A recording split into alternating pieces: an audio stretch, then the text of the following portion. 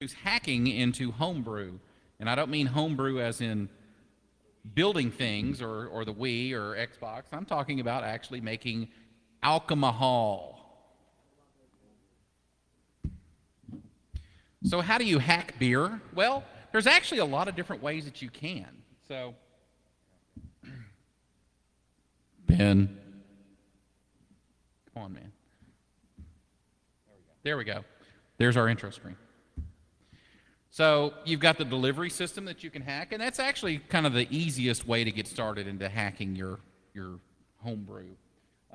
We have things called keysers, which is basically a freezer that you convert into a kegerator. You can take a refrigerator, which would be a traditional stand-up, or it could be a dorm fridge, like I have in my hotel room tonight. And you can make that a kegerator. And you can also do portable setups, and so we've got a few pictures about those as well. So working backwards, the delivery, the next step would be the fermentation system. And so there's a few ways that you can kind of control your fermentation. And Zymo knows a hell of a lot more about the different reasons why you would want to control your fermentation process, so I'll let him expound on that quite a bit. And then we have the brewing systems, things to not necessarily, or to not only make it easier for you to brew, but to make it easier for you to do it the same way every time. And consistency is key, and so we'll talk about that a bit. And then you can also hack the brewing recipes. And, you know, you could say that's just cooking, but, I mean, it is still taking what one person intended and changing it around and making it more to your liking, or to however you're, whatever's suited for you. So I went and got a few pictures off of the web of different hacked delivery system examples. You can see on the left-hand side over here, this is basically just an old chest freezer. If you scour not eBay, but Craigslist, if you keep looking at Craigslist for probably 30 to 45 days, you will find an old chest freezer for somewhere in the neighborhood of $50 to $75. You can possibly even find it for less than that. Take a chest freezer, stick a little bit of wood around it, you can have something that looks like this. This is actually the same build. That's what it started at, and that's what it ended up as. Perspectives look a little off because the angles, and I had to stretch, but that is a keyser. You can get a controller off of eBay for about 25 bucks, called an STC 1000, and it has a temperature probe you put inside the unit, and it has two relays, one for heating and one for cooling. And you can actually hook a heater up into it or a cooler so that you can get a very precise temperature that you can keep everything at. Because a chest freezer would typically take everything down to a really cold temperature. You don't want to freeze your beer. You want to leave it, you know, somewhere in the, depending on which type you've got, you're probably going to want it somewhere around 40 degrees. Maybe a little warmer, a little cooler. So you use this temperature controller to turn the compressor on and off at whichever temperature that you want. Anything you want to say? We're good on that. Now, so about the free samples. So first of all, you'll see that there's only 2 glasses up here, and there's 1 pitcher. But everyone got a glass when they registered. So if you answer a trivia question correctly and you expect to have anything to pour some of this cider into, you need to bring your glass. And if you don't have your glass, now might be the time to go get it. Or if you have a plastic cup, I don't care. So we will not pour it directly into your mouth. It's possible that you could spill some, and we're not going to let that happen. So, all right, I'm going to let you do trivia question number 1.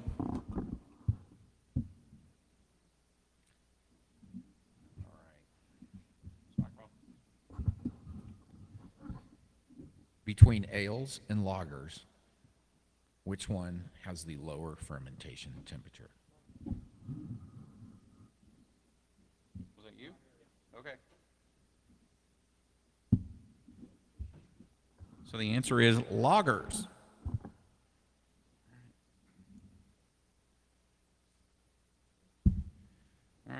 Help yourself to 2 fingers and cider.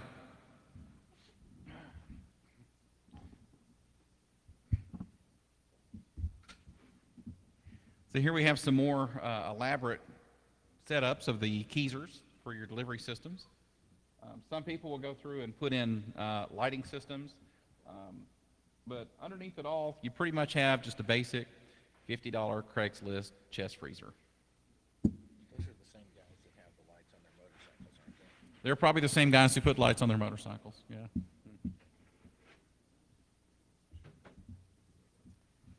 So then you have the kegerator, which is, pretty much you start off with a dorm fridge. You could take an old refrigerator that's been sitting in your garage, but if you're going to do something new, you typically do a small one because form factor. One of the things you want to look for is make sure it does not have a freezer section, because if it does have a freezer section, typically it's going to cut down on the height and you can't get your keg inside of it.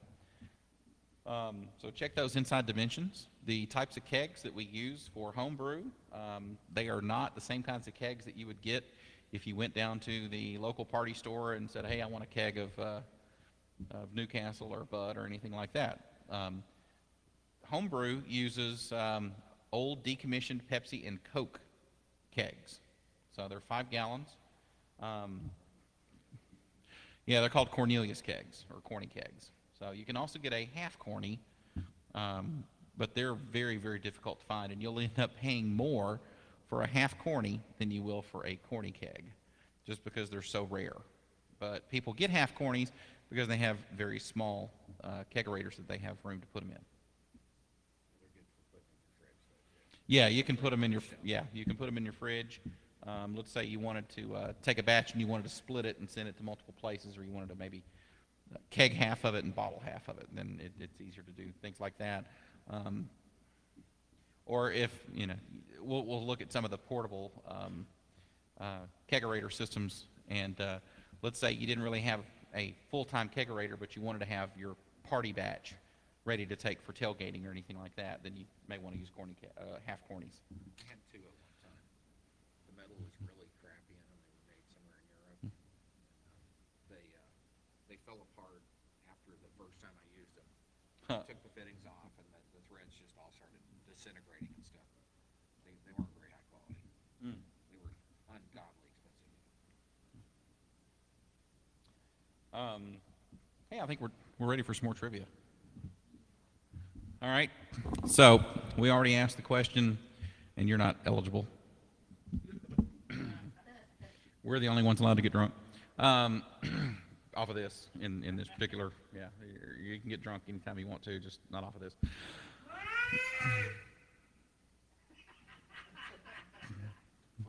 Security?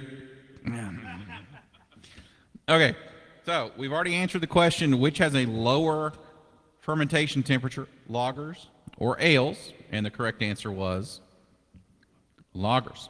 Okay, there's another key difference between lagers and ales, and that would be in where the yeast does its work.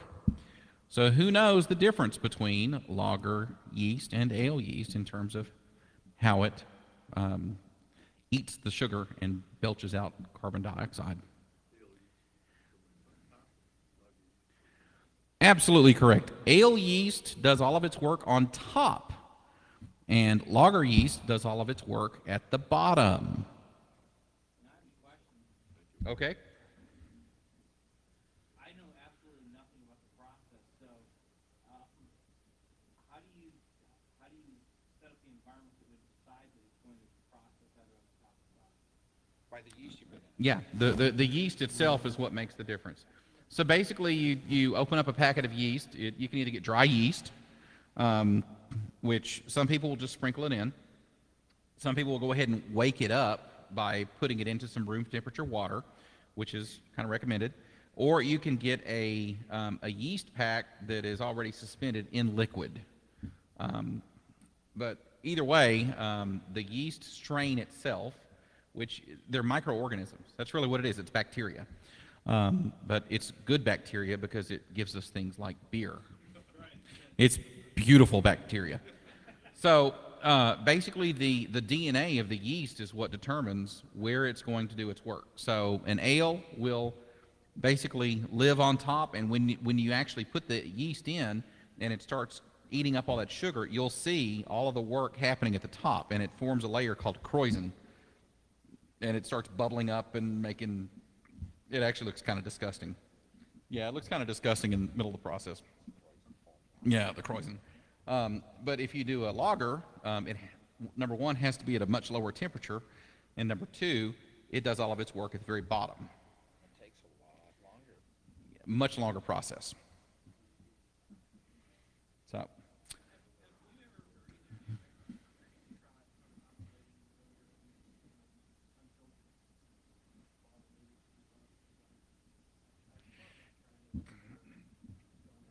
Yeah, the results can vary. Results can vary quite a bit on that, and a lot of the more specialized yeast, that's a sort of a trade secret, and they'll do a lot of tricks. They'll pasteurize it after they've used that yeast to get a specific characteristic into a beer. Then they'll use another yeast to bottle, if it's bottle fermented or something like that. And you know, it is possible, and there's some really interesting things you can do with that, but you kind of have to know what beers you can get away with that with and what you can't, because you know, among commercial ones, that can be a very highly guarded proprietary secret. But yes, it's totally doable, and you can do some really amazing things, particularly with Belgian strong ales.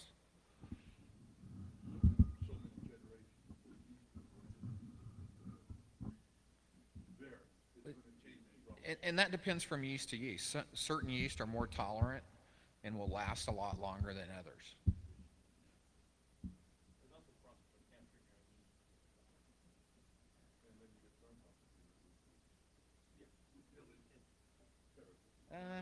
It depends. I mean, anything in beer that is a defect is also not a defect in the right beer. Take lambics, for example, Belgian lambics. That's all natural fermented. All the yeast, bacteria as well, which is normally also a defect in beer when bacteria gets in it. They take this stuff, they put it in huge vats inside something that looks, you know, it's like in a barn or something, and it's got big louvers that open up only in certain valleys and regions of Belgium. And all the little microbes float through the air and drop down into the beer.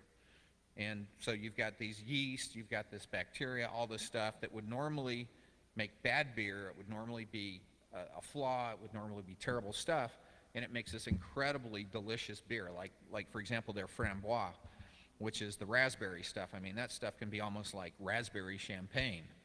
It's just unbelievable. The PhreakNIC is the cherry, which is my personal favorite of the framboise, and those are just absolutely off the hook. You know, so it's all you got to do is go to the right style of beer in the right place, and anything that is normally a flaw in a beer can also be a plus in the right beer done the right way. okay.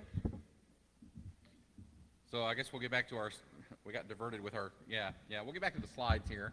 We're talking about kegerators. We haven't gotten into the recipes yet. So basically, you take a dorm fridge, check your inside dimensions, you add some towers. You can get towers online. I picked up a two-tap tower for $100. That included all the hardware that was needed. It also included the 5-pound CO2 tank that all I had to do was get filled. And actually, for $100, I think I got 2 kegs, two-tap tower, and the CO2 tank. I got ripped off on that guy. You need to shop around. So. I bought it at the place you told me to. Oh, mine included the commission from selling you yours. Yeah, yeah. But typically, you can only get about 2 kegs in a dorm fridge. If you want to do more than 2 kegs at a time, that's when you need to go to the Keyser. So, you know, the advantages of the Keyser are you can fit a hell of a lot, but the disadvantage is it takes a hell of a lot more room. The advantage of the kegerator is it takes a lot less room, but disadvantage is you can only store about two kegs. And you can either skin it, like those examples we were showing, or you can leave it alone and just make it a refrigerator that looks like it's got a big chrome tower coming out of the top, which is pretty much what I've taken as the approach for mine, since I've hauled it to about 5 different PhreakNICs now. You can also convert furniture I found this one. This was pretty cool. Yeah, so just take an old a buffet from your grandmother's dining room, and you know, this is a beer stein that they attach to the top of it and then put 2 tap handles on. And this part, they took the guts out of a small dorm refrigerator, took the entire skin of it off, and left nothing but the condensing coils and the compressor, and basically stuck it inside an area with a bunch of styrofoam insulation. And they made their own little customized grandma's antique buffet keg dispenser. About to say something? Well, when Granny starts looking for her underwear. Well, no, this is her good silver. Yeah, is what came out of this, I think. So now we'll move into the portable keg dispensers. And so my saying here is, you don't have to be a redneck to drink beer from a trash can, but it may be a strong indicator that you are one. But, you know, actually, this is a pretty good idea. So, you know, well, it doesn't look as tasty because it's got Miller Genuine Draft, Pabst Blue Ribbon, and Old Style. I mean, that's the part that makes it unappealing. But, you know, think about it. Why would you want to haul around something really heavy and that has the compressor and all this other crap in it when really you just need it for a night because you got a bunch of buds coming over?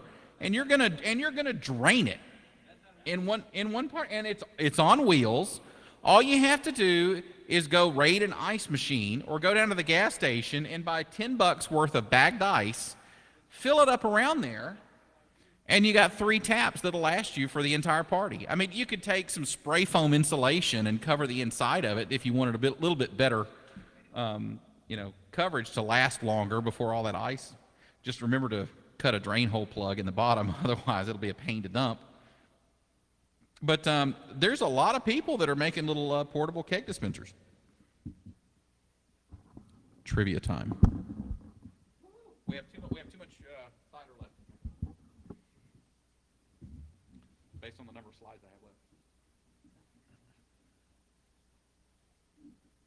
All right. The process whereby one takes barley and makes it into something which will be used in beer is known as what? Bring your glass up here, sir.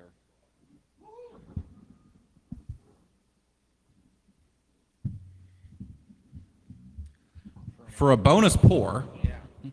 Tell us how this process works. and can you get malted milk balls out of it? Because I love those things, man. Yeah. Oh, wait, that's mine. Oh, whoops. Oops, yeah, Enzymes inside the seed break down the starches inside the seed. But how do we start that process? You start it by soaking the grain in order to get it wet. And then, And you heat it up a little bit. so you Well- dry it out a little bit?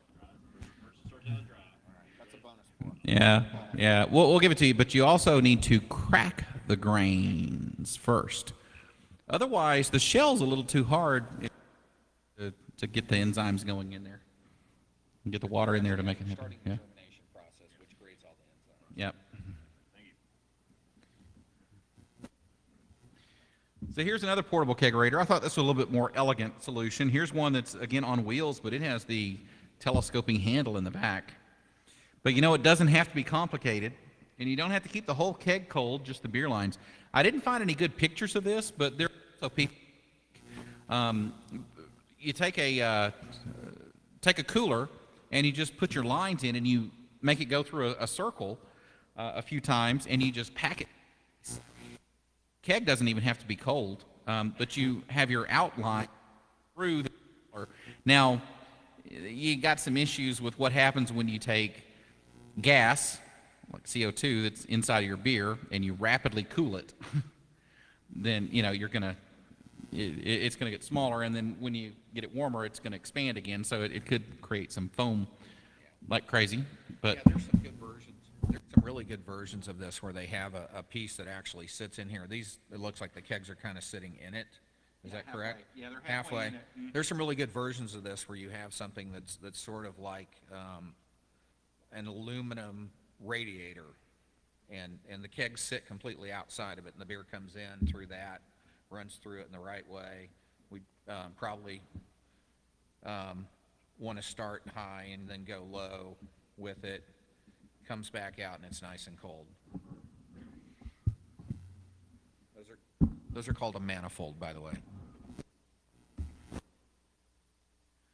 All right, so now we start looking at fermentation control.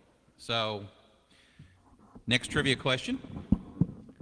Who can give us a why you would be concerned about your fermentation temperatures?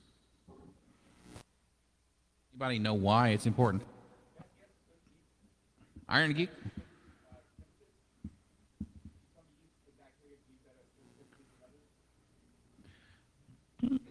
That's close enough. Bring the glass up.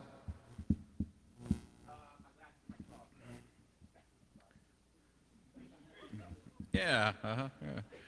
Coke and cider.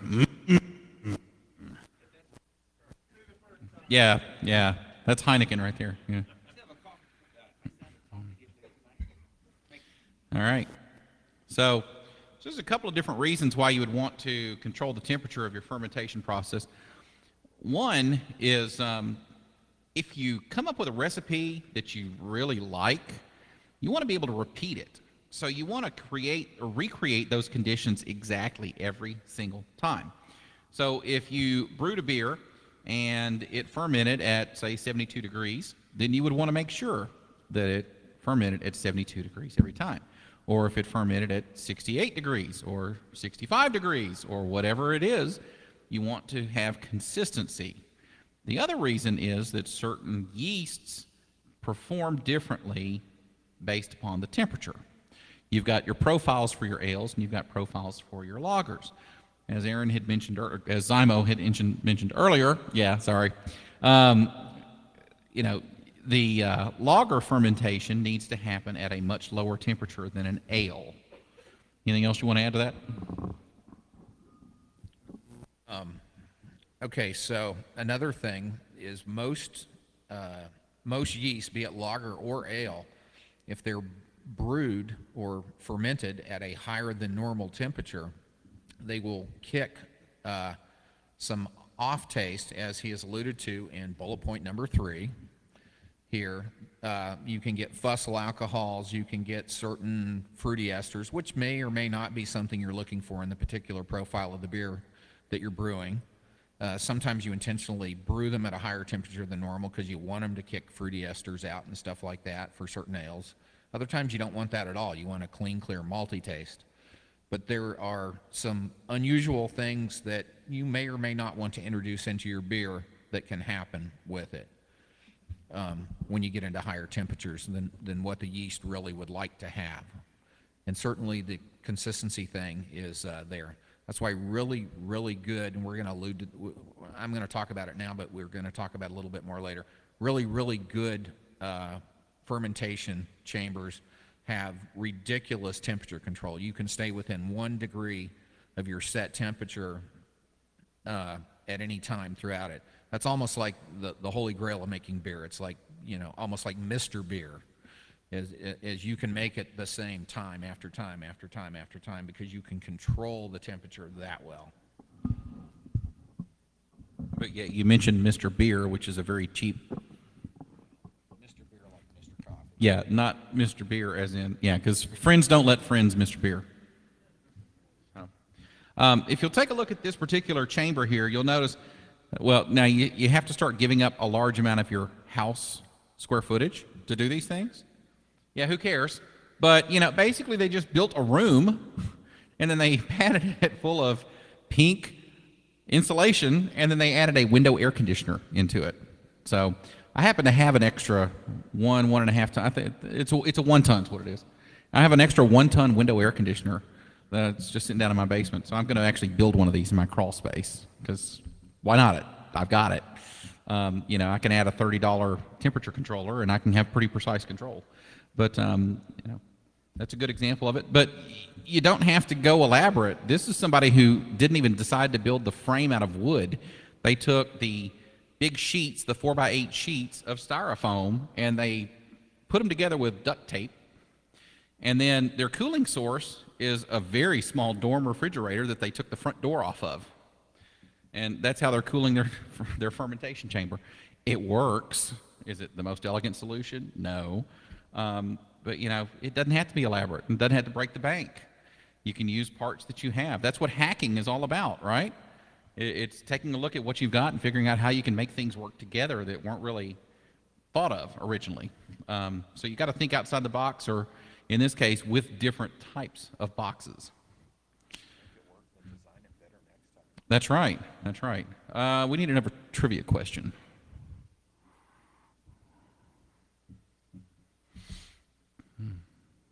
All right, so any of our former winners, if you can come up with a trivia question, you get a second sample.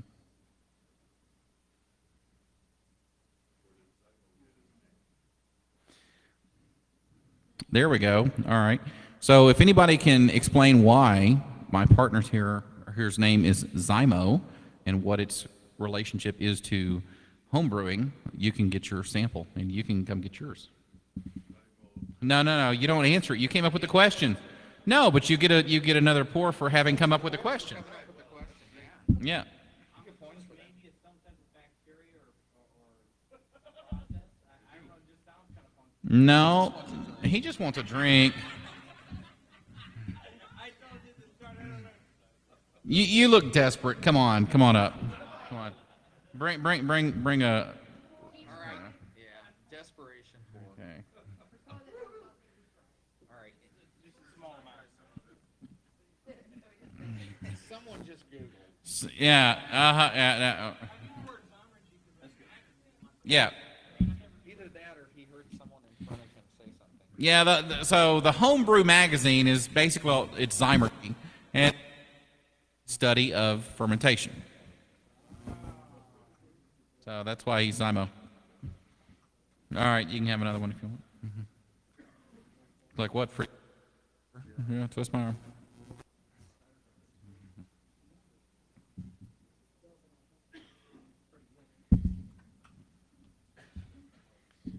All right, so the other area where you can start to hack the beer is in your brewing rig.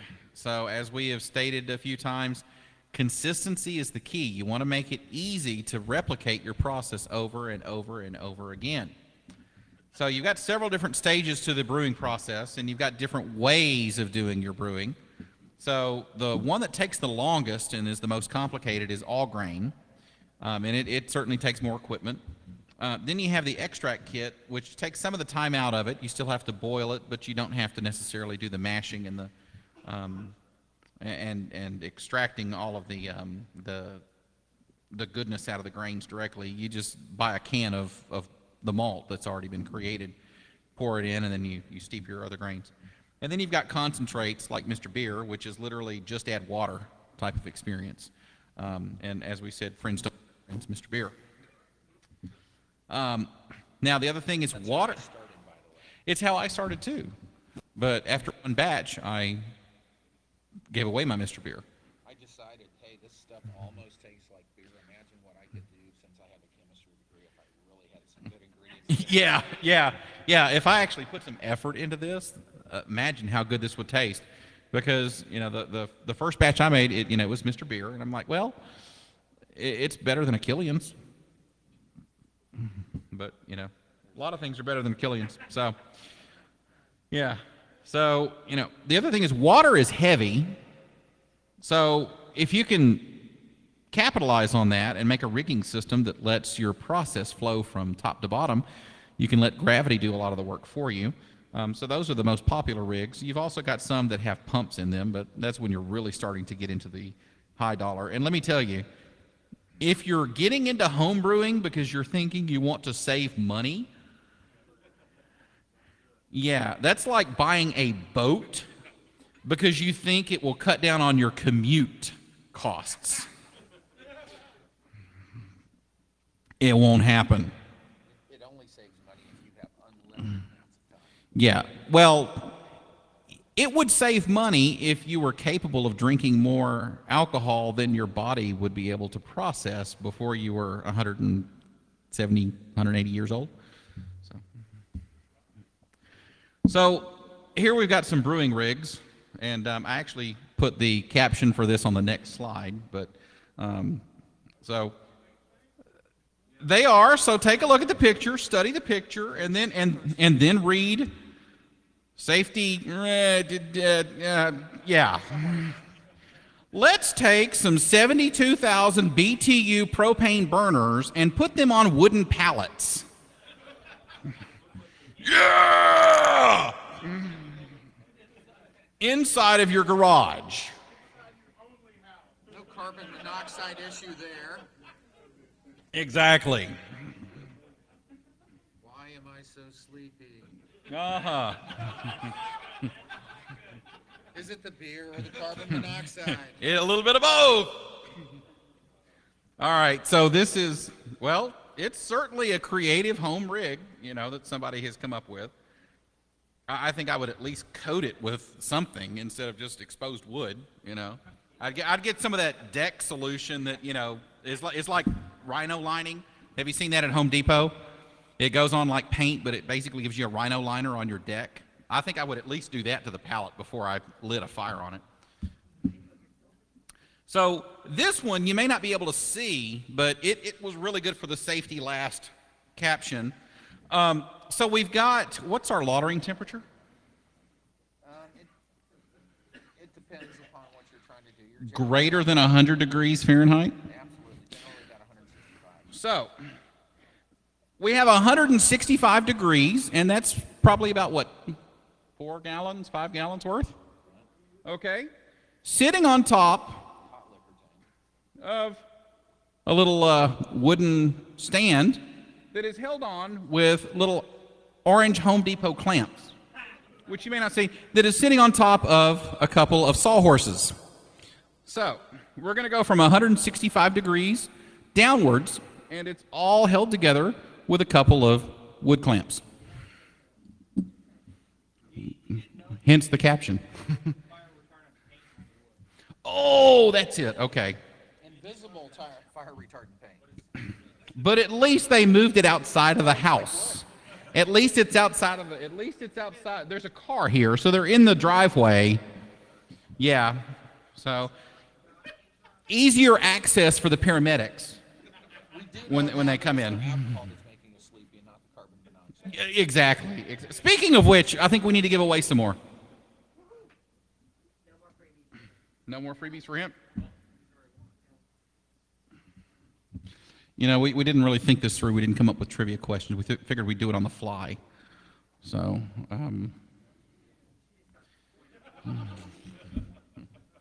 yeah.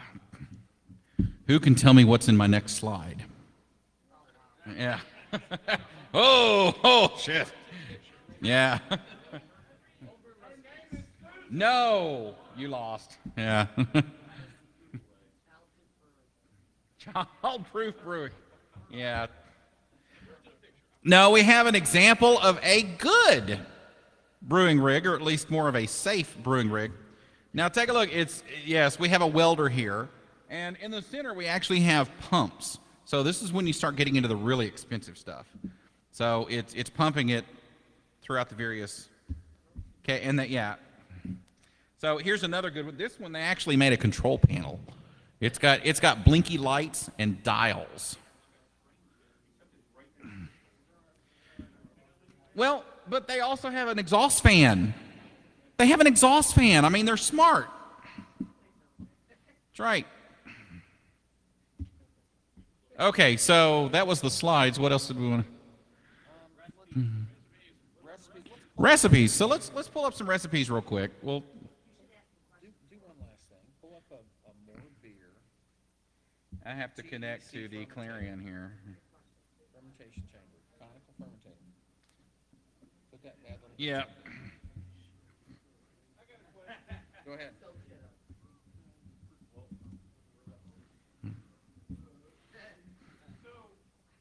So I noticed there's like this big deal going on about high gravity beers, which I don't really care about, but I was kind of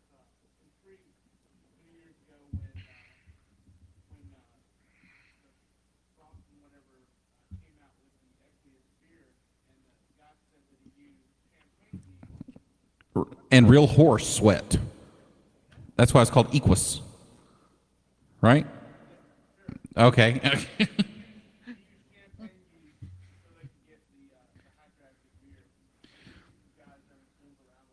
Well, I use champagne yeast to make the cider. I mean, it's- Absolutely. There are other yeah. yeasts, though, that are not champagne yeast that are equally high gravity or alcohol tolerant. Belgian yeast are probably the most common for that.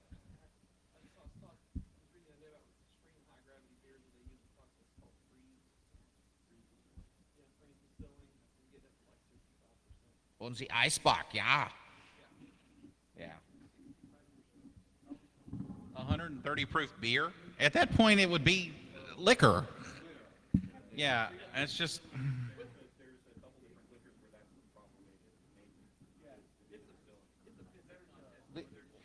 Yeah, it's just because something has more alcohol, it doesn't mean it's going to taste better. And a lot of times, your better beers are going to have the lower alcohols. Or just because something has the most hops doesn't make it better. Oh, Lord, yes. If it only has one dimension and that dimension's hops, I'd give it 4 thumbs down if I had 2 more hands. Yeah. So here's the next trivia question: who knows what the role of hops are in the brewing process? We might give you some more anyway, but who that has not answered a question so far knows what the purpose of hops are?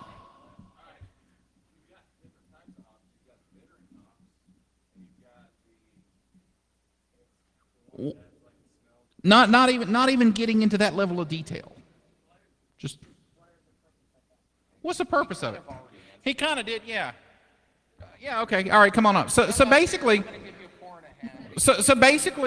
the brewing process is you're going to make a big steaming pot of sugary goo, and it's going to be super, super, super sweet.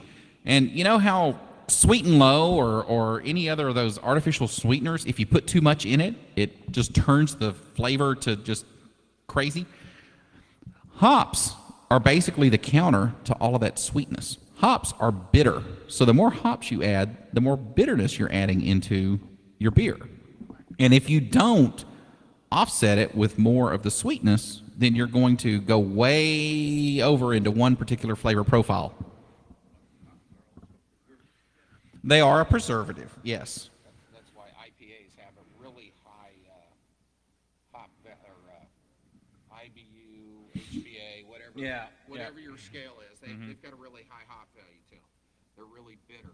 It preserves things. When they used to ship these, they had to send beer to their troops over in India. The Brits did.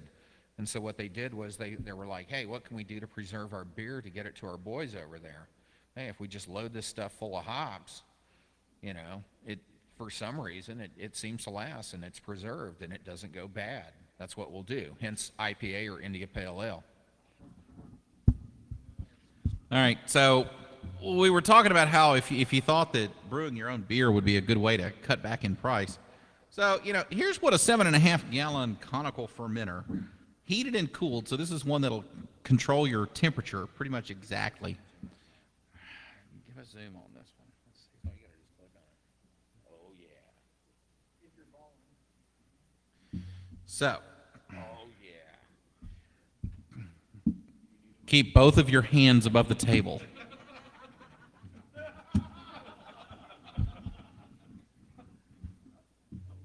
That's sexy. Well, it depends on which method you use. So if you're going with the Mr. Beer method, you need about 15 minutes. If you're going to do an extract kit, typically, and it all depends on the equipment that you have. So think about, this is a public network. This is not a home network. Yeah.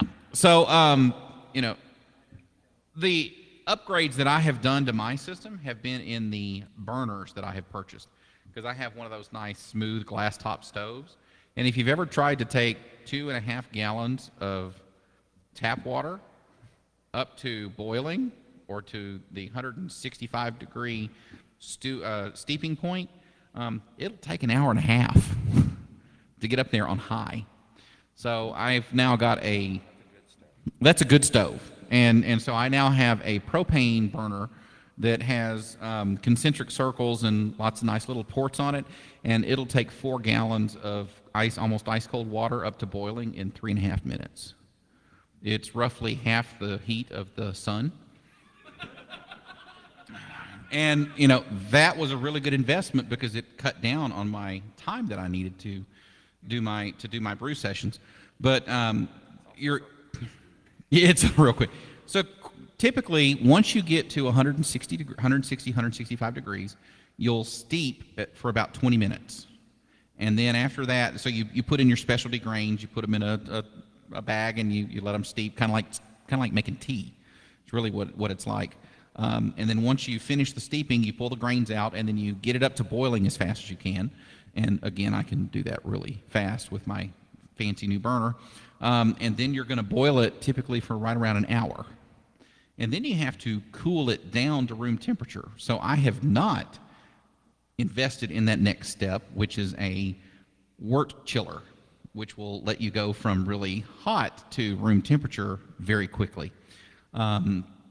Now, if you are a fan of Alton Brown, you may have seen him do something that is absolutely ludicrous, which is to put bagged ice directly in the wort to chill it down. Yeah, and yeah, anybody who has done any serious amount of home brewing would kick him in the nuts if they saw him, you know. So, well, I mean, you're going to add water to it anyway, but what you've just done is you've just added pretty much, I mean, the ice that you get out of bags, it may have been filtered a little bit, but it's just not, yeah. Oh, no, he opens up the bag of ice and he puts it into the wort directly. The whole sanitary thing goes out the So your sanitation, yeah, so who knows what other microbes have been added into your wort. So what I do is I'll take, yeah. So I'll take the sink and I will empty out my ice tray into the sink, and I'll put my brew pot into the ice, and then I'll fill it up with some cold water, and that helps to decrease it a little more rapidly than just sitting around. But yeah, you can get a wort chiller, which is basically a copper tubing that's, you know, in circles, and it goes down into the pot, and you hook it up into the tap on your sink and turn the cold water on, and it just keeps circulating cold water through, and it acts as a heat exchanger. Or you can use a counterflow chiller.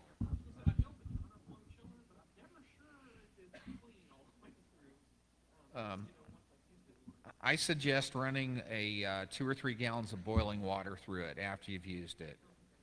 I was about to say I have a counterflow chiller. It's known as a Chillzilla, and basically the way I run mine is I'll have a couple bags of ice over in a 5-gallon bucket, and there's another little apparatus that the water goes through, and it gets cold in that.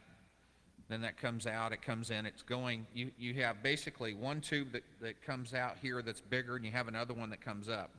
You're running cold water in the outside, you're running your wort from the top down inside, right? Correct? Okay. You know, so good old physics problem there, right? Heat rises, what's cold want to do? It wants to go down.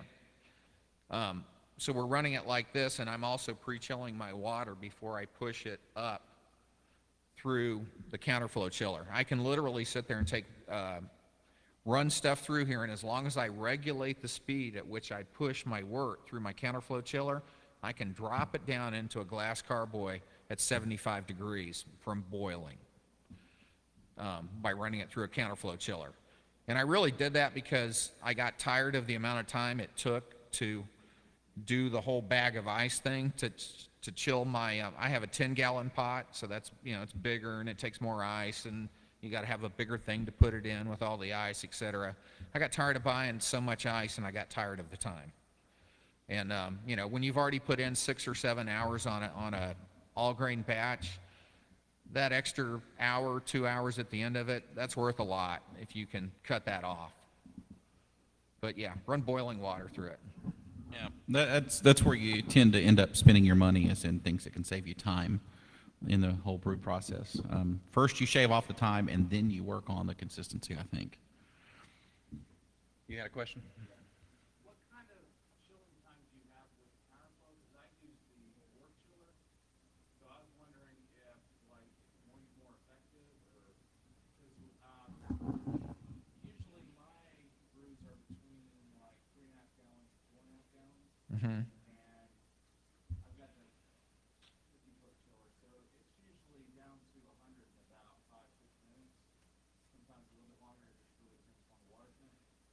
I was wondering if That's good, but that's still too hot to pitch your yeast.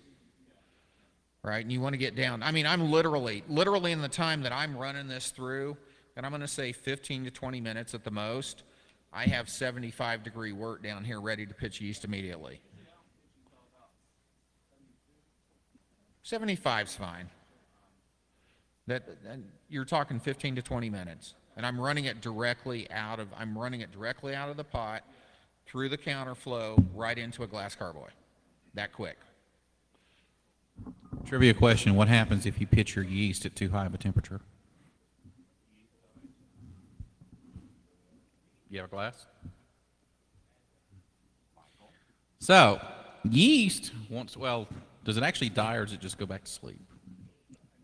It'll die. If you get it too cold, it'll go to sleep. And if you get it too hot, you'll kill it off. So, yeah.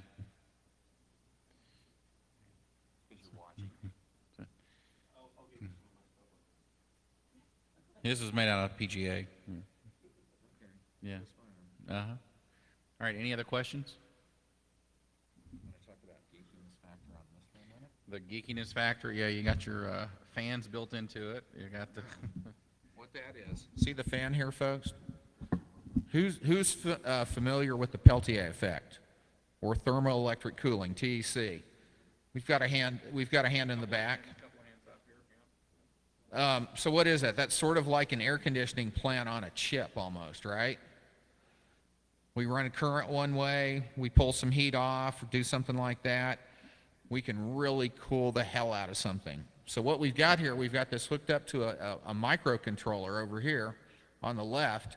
And this is how we control our temperature within 1 degree of temperature set, using Peltier effect. You've got TEC devices around this, depending upon the size and the efficiency of it and how they've set up the heat sinks and various things on the outside of this conical fermenter. You can do just crazy, crazy stuff with temperature control. And that is literally the biggest single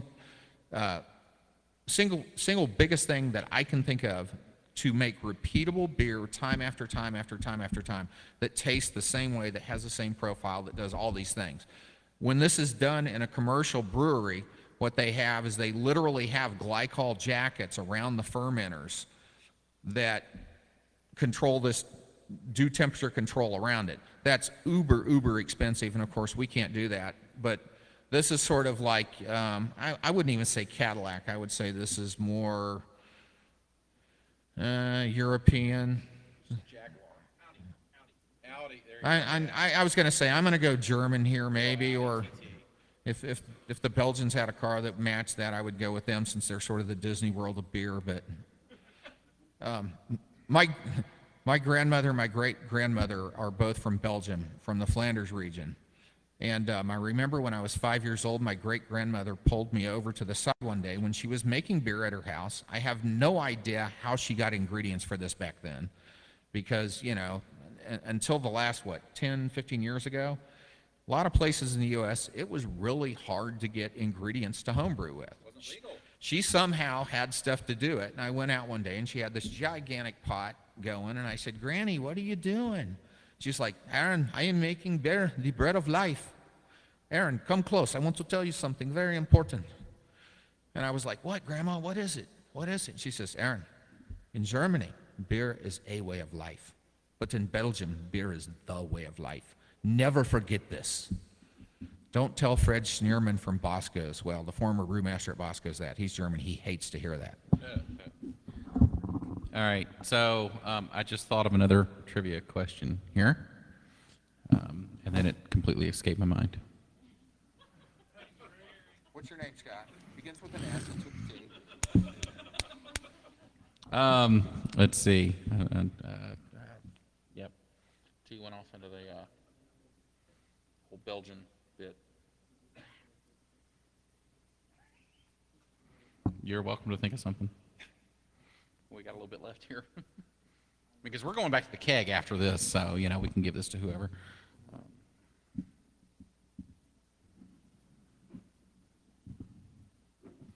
Anybody have any more questions? Would anyone like to contribute money to help me buy one of these? Yeah, we'll take donations on this, that's for sure. Yeah, Kickstarter, yeah, I'll let you have a sample of my beer. Yep. Mm-hmm.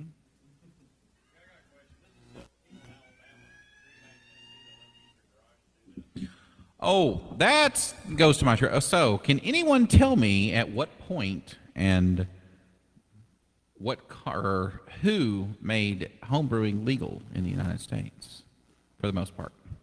Still illegal in some states, but who for the most part made it legal? Hey, that's for our trivia winner. Greedy bastard. I made some questions up, remember? He made questions. He got to drink. Who made it legal? We're talking about, yeah, recent. It happened in the last 30 years. President Jimmy Carter, who banned drinking in the White House, was actually one of those rare individuals that thought that just because it's not the choice I would make, it doesn't mean I should take away other people's choices. So that's why he's no longer a politician, because he thought with his head.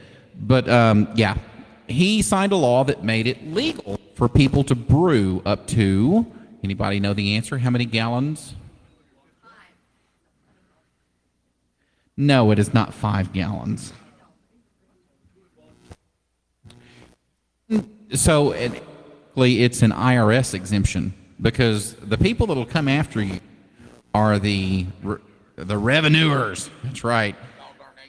You can make up to 50 gallons of homebrew per adult in the household, up to a maximum of 2 adults. So each household can do 100 gallons per year.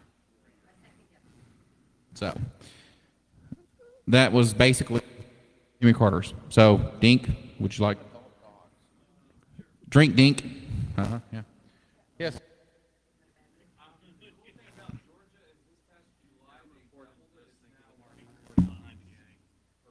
So they give you an extra. Well, but so that's a state regulation, but the federal is still based on IRS. So. Huh? Oh no, we're done. We're done. Yeah, we're done. Yeah. All right. So this pretty much concludes our homebrew roundtable. Do we have the Technology Access Center people in here? Are they here yet? Oh, you're one of them. Oh, okay. I think the Kims is who was supposed to be showing up? Are they here? Okay. All right, because I'm going to introduce you guys next. Well, yeah, we'll take 5. And then. Thank you.